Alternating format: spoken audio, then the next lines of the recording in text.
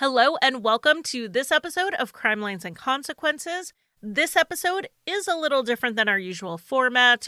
Eric and I had done a live show at the True Crime and Paranormal Podcast Festival. We decided to marry the two topics and cover psychic Sylvia Browne and her work in missing persons cases.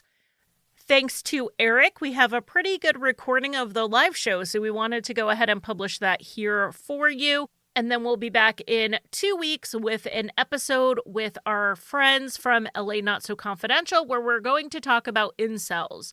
So if you're listening to this, hit subscribe or follow, depending on your platform, so you don't miss any of our episodes. And with that, enjoy the show.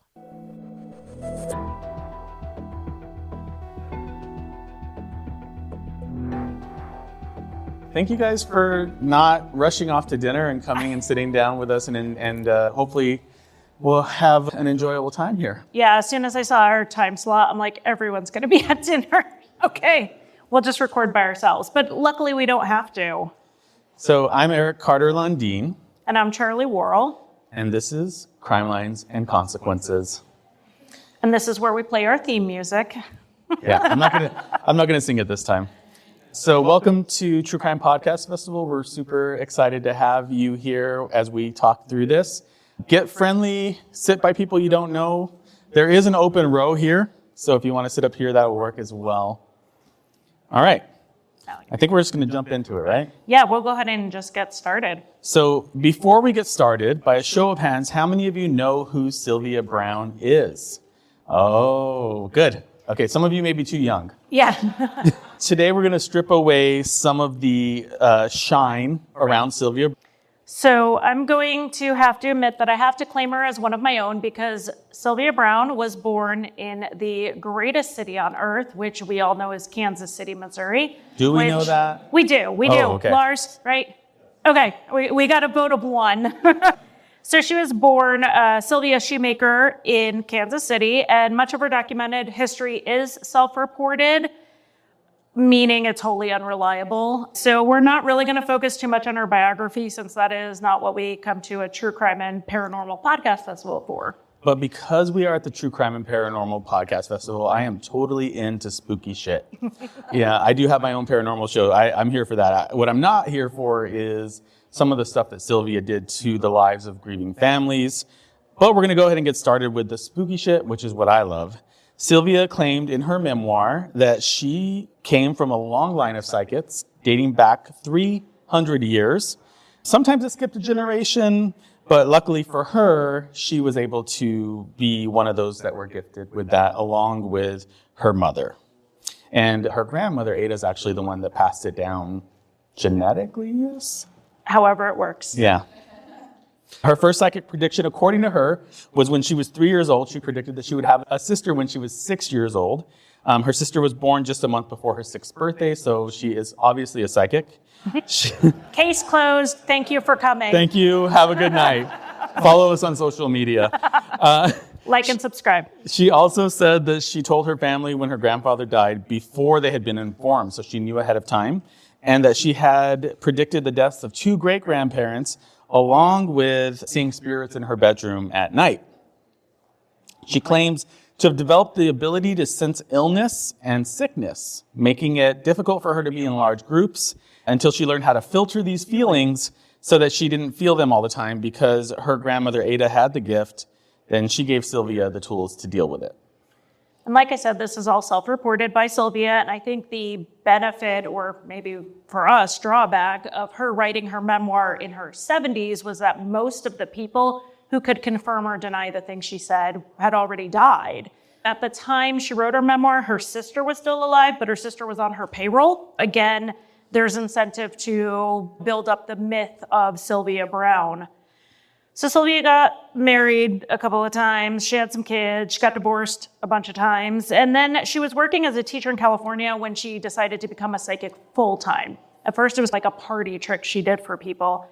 Her husband at the time, Doll Brown, is the one who encouraged her to do this. And that was in part, according to this fantasy, that her psychic abilities is what brought them together. She did a reading for him before they were married. He, in fact, was married to someone else and predicted that he would divorce his wife and marry a tall redhead. Now, when she's sitting and she's next to Montel, who's 6'2", she may look small, but she was 5'8". And her blonde hair is a dye job. Her natural hair is red. Pro tip for all you single people out there.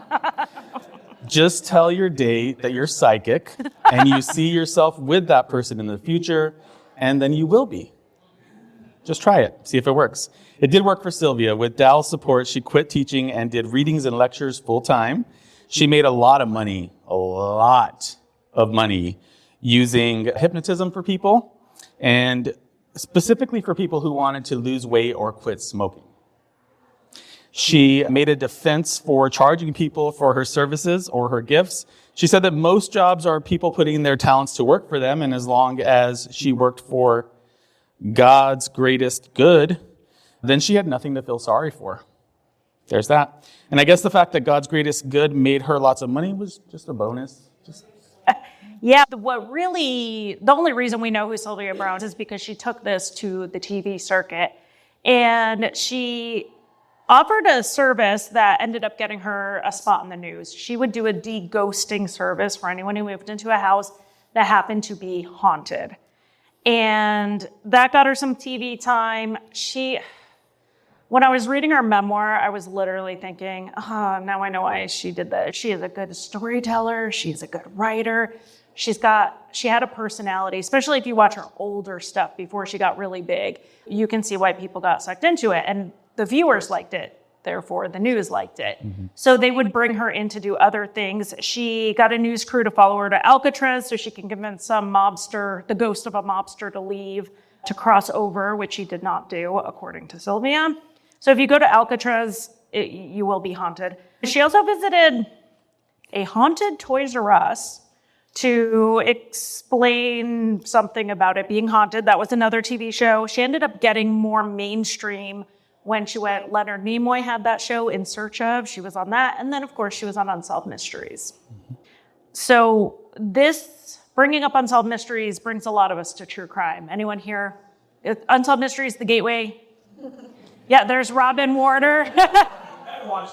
So this is going to bring us to the true crime part. Sylvia Browne used her television notoriety to then beef up her resume, and she started claiming that she worked with the FBI to solve cases. Not only that, but she testified in these cases. She was an FBI expert. However, the Skeptical Inquirer FOIA requested her name to the FBI, and all they got back that had anything to do with her was when she was being investigated for fraud. She never testified for the FBI, and she never worked with them. But this information didn't come out until after her death. I want us to remember that the families who were talking to her had no way to fact check whether or not she was telling the truth. And they went to her in earnest. Mm-hmm. She started appearing on the Montel Williams show, which was really what led her to becoming, I'm going to air quote this again, America's best known psychic. That's the air quote. Sylvia was a major fixture on the show. She was on there all the time, eventually making weekly appearances. So she really started to build a following. She would do readings for the audience, and often they were for people without a public presence so that she couldn't search the internet or whatever. We can fact check to make sure that any of that was true or not, which, spoiler alert, so I have to ask, does anybody have a grandpa whose name started with the letter W? I'm getting a male presence on this side with the letter W. Is that anybody over here? No. No, okay. I'm not Sylvia Browne. Maybe it's an M. Maybe it's an M. Maybe it's an M. I may have it inverted. That's what she did. She guessed and then she read people. And she was always wrong. She was really wrong. And honestly, when she's literally just talking to somebody about your grandpa wants you to know that he's proud of you, you can say, really, what's the harm? But that's not who she was working with. She was, but they would also bring on the families of missing or murdered people to get a psychic reading from her. And that's not the time to screw around and play games or play psychic with people. And yet that's exactly what happened. And it's really disgusting from my perspective as a family member who's out there fighting for justice and trying to advocate, to know that there are people out there actively trying to prey on the vulnerability of somebody who's just trying to find their loved one or just trying to get justice for them.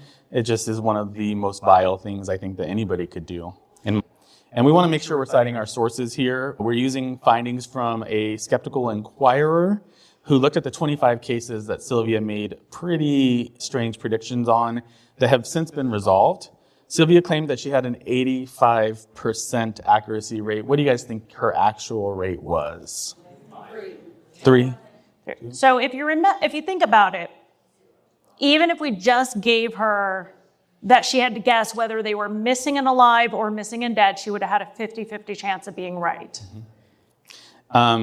Actually, it was 0%. She was wrong on all 25 cases. But I do want to be fair and point out those are only the cases with resolution. All the ones that haven't had resolution, she may have been 100% right on all of those. You do not know, Eric. Right. We don't know. We don't really have time to get into all 25 cases, though, Charlie. Yes. So we're just going to grab a sampling. Let's start with Opal Joe Jennings. In March of 1999, 6-year-old Opal Joe Jennings was playing outside. She was playing with a 2-year-old cousin and then a 4-year-old friend. So the witnesses to what happened are very young. She was in a lot that was next to her grandparents' house. So the kids were playing, and according to the 4-year-old, a man pulled up in a car. He said hello to them. Then he suddenly grabbed Opal, hit her in the chest, and threw her into his car and took off. After Opal went missing, her grandmother went on the Montel show to ask Sylvia what happened, and Sylvia told her, as she is literally crying, that Opal was still alive. But wait till you hear what she said happened. She had been kidnapped and sold into slavery in Japan and was in a place either called Kukuro or Kukura. But we do have these witnesses, and this 4-year-old, amazing witness because they're 4, was able to give enough of a rough description of the man and the car, and they were detailed enough. They were released to the public, and a tip came in, and a man named Richard Frank confessed that he picked Opal up, he took her to the store, but then he left her there alive and well. They would eventually convict him of kidnapping. But they did find her. They found her in 2003. Horseback riders were going through an area and found her remains. Based on the evidence, she likely died shortly after she was abducted, certainly not having traveled to Japan. Sylvia Browne gave that family false hope that their daughter was still alive, their granddaughter was still alive. But imagine what they were picturing if they did believe that she had been sold into some type of slavery.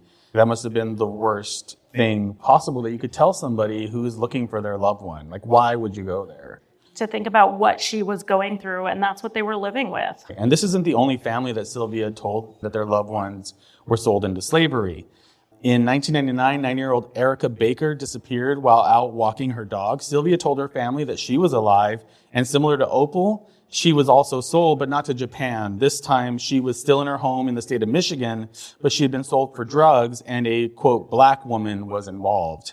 In 2005, Christian Gabriel confessed to having been driving drunk when he hit Erica and killed her. He panicked, put her in the back of his van, and left her body at a park. Her remains have never been recovered.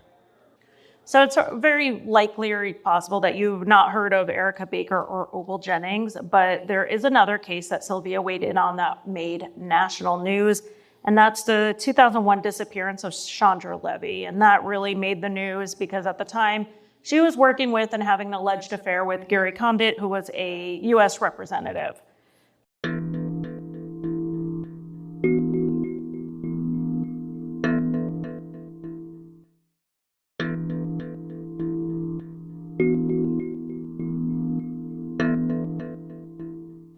To be fair, Sylvia she was far from the only psychic that was trying to make a name for themselves. With this national headline story, she wasn't really the only one. Right. She definitely wasn't a standout. Anytime a case hits the news big, right, you're going to have people who are going to try to get their 15 minutes. And a lot of them, including Sylvia, said that Chandra Levy's body would be found in a wooded area. It was widely known and widely reported that they were searching a wooded area the entire time because her computer search was searching for running trails in a certain park near her home. The police actually had searched the area and they came very close to her body on one of the early searches, but because it was slightly unorganized and there was some confusion on their grid search, they didn't find it. Everyone was basically having psychic visions of what the police already knew.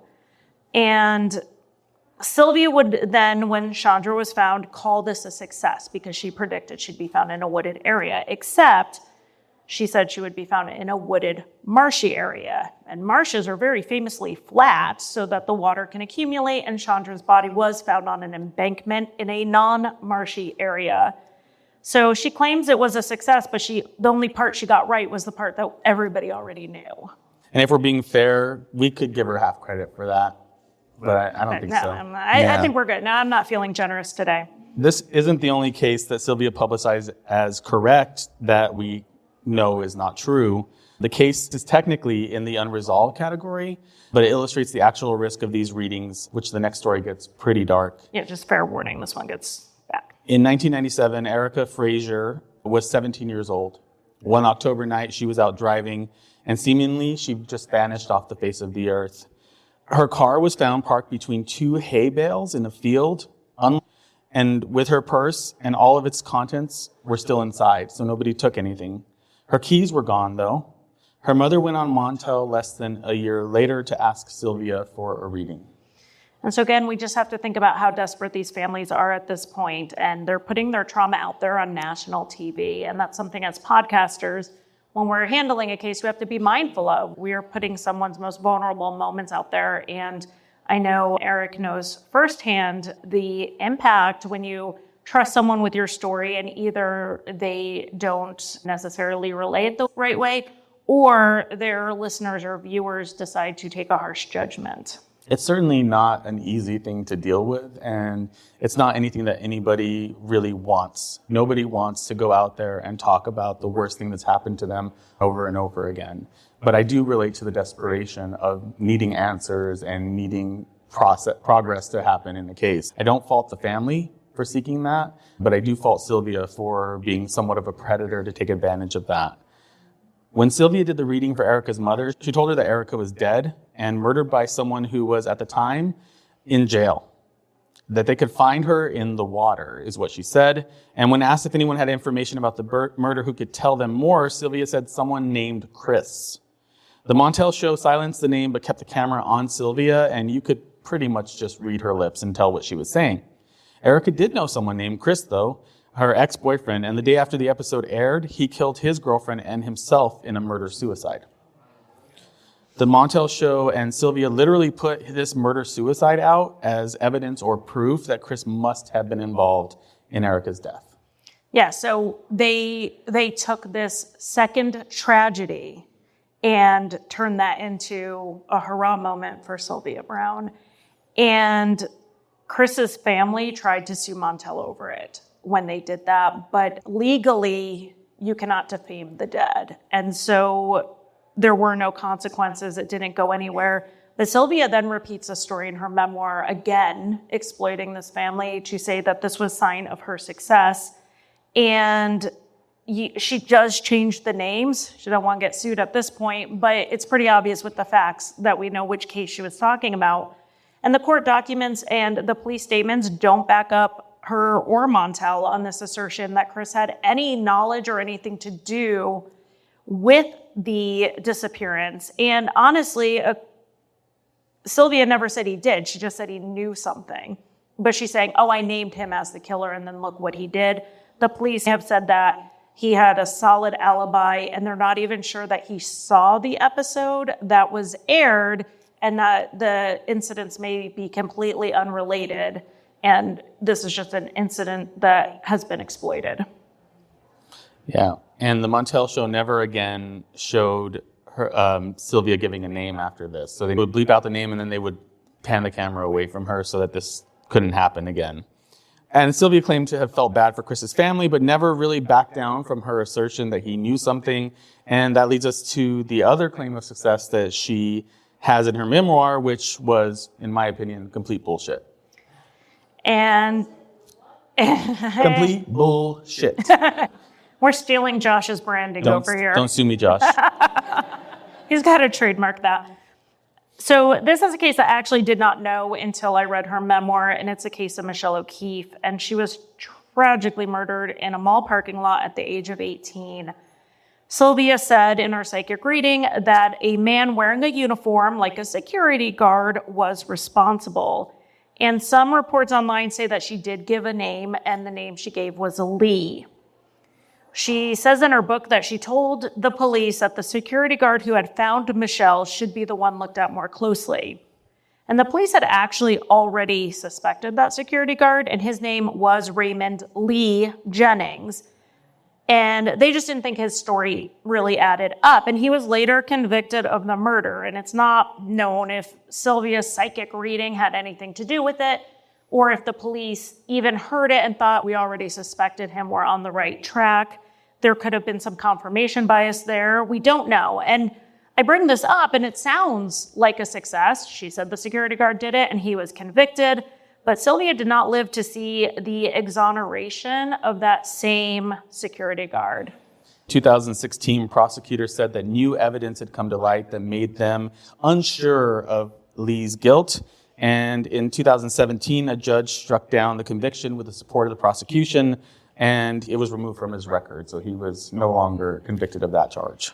I have seen prosecutors stand by convictions when there is DNA evidence to the contrary. If you got the prosecutor saying, we're unsure of his guilt, but then signs on releasing him, he's innocent. That is my basis for actual innocent if the prosecutor will admit it.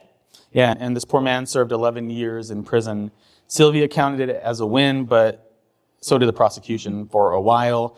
Anyone wrongfully convicted, though, is injustice. It's not a win for anyone. It's not a win for the family because that's the wrong person. They shouldn't be in jail. And it's not a win for the person who's wrongly convicted either. Exactly. And the next one I want to talk about is something that's a little different. And the only reason I'm bringing it up is because she got caught on broadcast with this one. This is the Sago mine explosion. I don't know if anyone remembers that. It was in 2006, and it was a coal mine in West Virginia that exploded.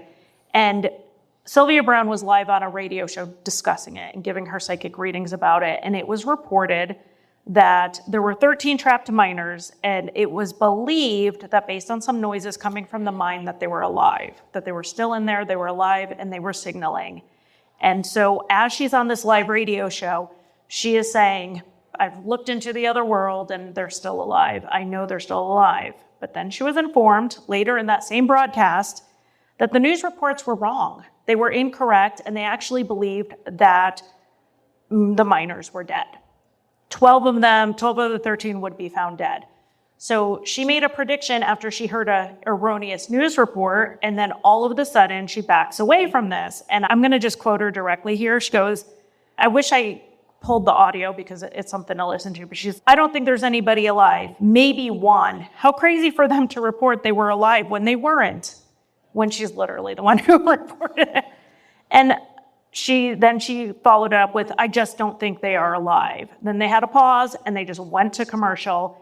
And when they came back live again, she must have talked to somebody. And I can confirm, I do not believe they are alive. So imagine getting caught on live radio doing something like that. And that was back in 2006, but she just kept going like nothing happened. Which is exactly what happened in the case of Sean Hornbeck, who was kidnapped at the age of 11 in 2002. While Sean had just been missing for 4 months, his parents asked Sylvia on Montel about his kidnapping. She said they were taken by a Hispanic man with long dreadlocks and that he was dead. She said his body would be found between 2 boulders in a wooded area 20 miles from their home. Search efforts followed this information. Tips came in from people who heard what she said and knew of an area that matched that description. So we'll fast forward to January 12th of 2007. The police were serving a warrant on a man named Michael Devlin in Kirkwood, Missouri, and they noticed that his pickup truck was parked in an apartment complex parking lot, matched the description of the truck that was reported in the abduction of a 13-year-old boy named Ben Ownby just 4 days before that. When they entered the apartment looking for Ben, they did find him alive. But then they also found Sean Hornbeck, who had been kidnapped 4 years before. And so not only was Sean not dead. The kidnapper was a white man with short hair, so that's a major fail. But I think the real problem is that she told this mother, looked her in the face and said, your son is dead.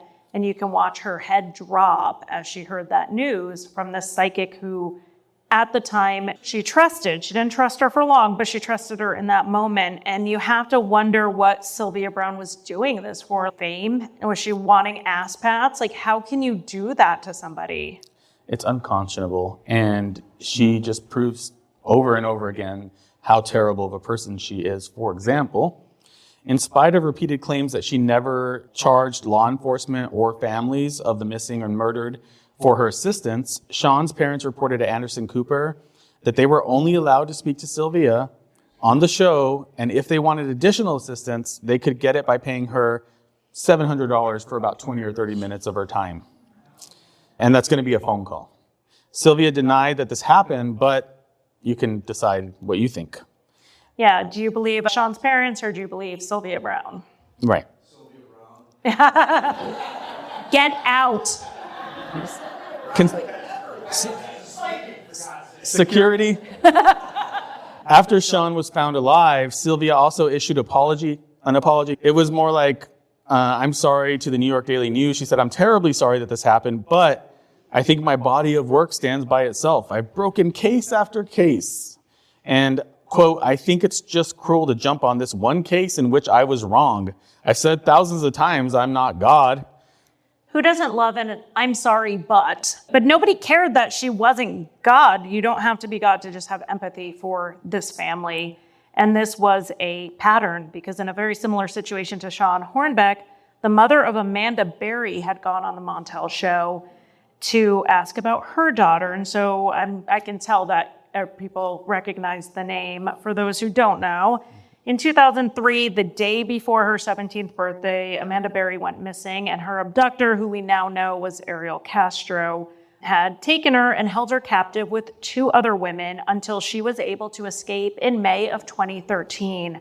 She saved herself, the 2 other women, and the child that had been born while they were held captive. In 2004, Amanda had been missing for just a year, and her mother, Luana, went on the Montel show, and Sylvia told her that Amanda was dead and that Amanda's last words were, "Goodbye, Mom, I love you." In 2006, Luana died of heart failure, believing her daughter was dead. 7 years later, we all learned that that wasn't true. Amanda was alive.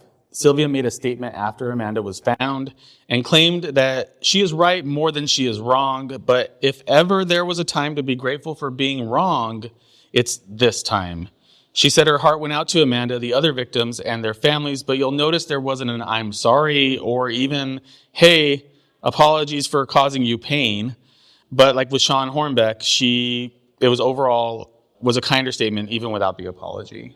It was, I think the backlash from her statement after Sean Hornbeck had her couch this one a little bit more kindly, but it was still not an apology. The person who did apologize, in all fairness, was Montel Williams. After Amanda Berry said that while she was in Ariel Castro's house, she saw that Montel segment. She watched her mom be told she was dead. And when that came out, Montel made a statement, and he apologized for that. Anything on his show had caused her additional pain with everything she had been through. And I think this really gives us a pretty good overview of some of the cases that Sylvia Browne really caused damage and harm to families.